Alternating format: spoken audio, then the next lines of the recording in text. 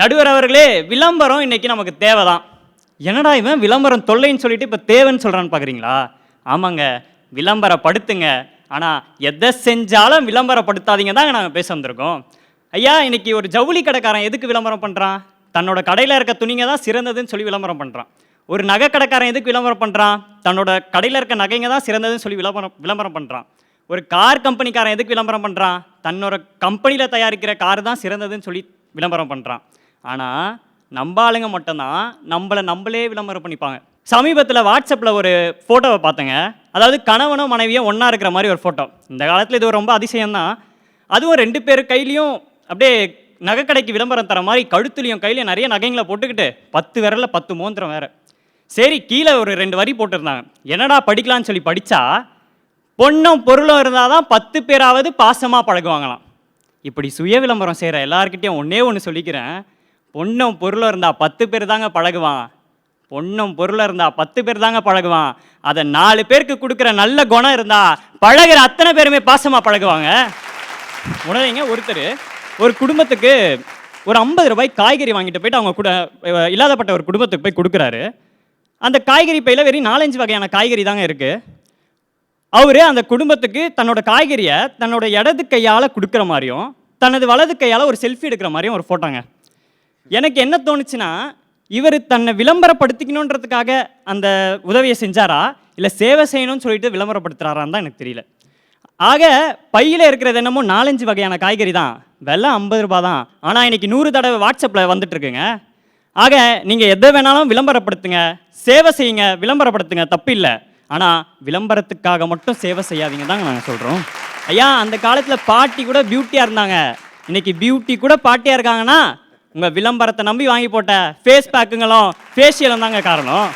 அந்த காலத்தில் சினிமா துறையை எடுத்துக்கோங்களேன். எம்ஜிஆர் சிவாஜின்னு இருந்த காலத்துலலாம் அவங்களோட புகழ் அதிகமாக இருந்தது. அவங்க உச்சத்தில் இருந்தாங்க. அப்புறம் ரஜினி கமல் வந்ததுக்கப்புறம் அவங்களோட புகழ் அதிகமாச்சு. இப்போ தளபதின்னு வந்ததுக்கப்புறம் இவங்களோட புகழ் அதிகமாக இருக்குது. ஆக ஒன்றை இன்னொன்று வென்று விட்டால் அது பெயர் புகழ் அல்ல. எவ்வளவு நூல்கள் வந்தாலும் திருக்குறளை படிக்கிறோமே அது புகழ். எவ்வளவு ஜனாதிபதிகள் வந்தாலும் அப்துல் கலாம் ஐயாவை பேசுகிறோமே அது புகழ். ஆக எது மற்றொன்றால் தோற்காமல் நிலைத்து நிற்கிறதோ அதுவே புகழ். ஏன் இன்னைக்கு இவங்க யாருமே தங்களை விளம்பரப்படுத்திக்கலைங்க, இந்த உலகம் தான் இவங்களை விளம்பரப்படுத்துது. நடுவர் அவர்களே, இன்னைக்கு எனக்கு ரொம்ப சந்தோஷமான விஷயம் என்ன தெரியுங்களா? ஒன்றும் இல்லைங்க, இந்த சமீபத்தில் இந்த சீன செயலிகள்லாம் பயன்படுத்தக்கூடாதுன்னு சொல்லிட்டு கிட்டத்தட்ட 59 ஆப்புகளை நம்மளோட மத்திய அரசு தடை பண்ணாங்க. அதுலேயும் குறிப்பாக இந்த டிக்டாக் ஆப்பை தடை பண்ணதான் எனக்கு ரொம்ப சந்தோஷம். ஏன்னா 180% பேர் இந்த டிக்டாக் ஆப்பில் பயன்படுத்துகிறாங்க. அதில் பல பேர் நல்ல கருத்தை சொல்கிறாங்க, இல்லைன்னு சொல்லலை. பல பேர் தன்னோட சுயமரியாதையை இழக்கிறாங்க. ஒன்றும் இல்லைங்க, ஒரு பாத்திர கடையில் ஒரு பொண்ணு வேலை செய்யுது. அந்த பொண்ணு ஆரம்பத்தில் ஒரு 2 வீடியோ போட்டுச்சு. போடும்போது என்னோட வீடியோ ஷேர் பண்ணுங்கள் ஃப்ரெண்ட்ஸ், சப்போர்ட் பண்ணுங்கள் ஃப்ரெண்ட்ஸ் அப்படின்னு சொல்லிட்டு ஒரு இயல்பான குணத்தில் வெளிப்பட்டுது. இன்னும் பல வீடியோக்களை போட போட வணக்கமுங்கோ அப்படி கத்திக்கிட்டு தலையில் குண்டான போட்டு கவுத்துக்கிட்டு, ஆக ஆரம்பத்தில் இருந்த அந்த இயல்பான குணம் தன்னை விளம்பரப்படுத்திக்கணும்னு சொல்லிட்டு தன்னோட சுயமரியாதையை இழக்கிறாங்க. இதை பார்த்துட்டு பல பேர் கமெண்ட்டும் பண்ணுறாங்க. அந்த கமெண்ட்டை படிக்க முடியாமல் பல பேர் தற்கொலையும் பண்ணிக்கிறாங்க. ஆக தற்கொலையை துன்ற இந்த மாதிரி விளம்பரங்கள் எங்களுக்கு வேண்டாம் தாங்க சொல்கிறோம். ஐயா, இன்னைக்கு சோப்பு டப்பா விற்கிறதுலேருந்து சொகுசா உட்கார்ற சோஃபா வரைக்கும் நம்மளுக்கு விளம்பரம் பண்ணால் தான் முடியும், இல்லைன்னு சொல்லலை. ஆனால் ஒரு பக்கம் மரம் வளர்ப்போம் மழை பெறுவோம்னு சொல்லிட்டு விளம்பரம், இன்னொரு பக்கம் வளர்த்த மரத்தெல்லாம் அடிச்சு போட்டு கட்டிடத்தை கட்டிட்டு வீடு வாங்குங்கன்னு விளம்பரம். ஒரு பக்கம் நீட் எக்ஸாமே வேணான்னு சொல்லி விளம்பரம் பண்ணோம். ஆனால் இன்றைக்கி நீட் எக்ஸாமுக்கு கோச்சிங் சென்டர்லாம் எங்கே இருக்குன்னு சொல்லிட்டு விளம்பரம் பண்ணிகிட்ருக்கோம். ஏன் இன்னைக்கு காது குத்துனாலும் விளம்பரம், காதலியை இழுத்துட்டு ஓடுனாலும் விளம்பரம். ஆக இன்னைக்கு கிமு கிபியில் பண்ண விளம்பரம் போயிட்டு இன்னைக்கு கோமு கோபின்ற விளம்பரமாக மாறப்போகுது.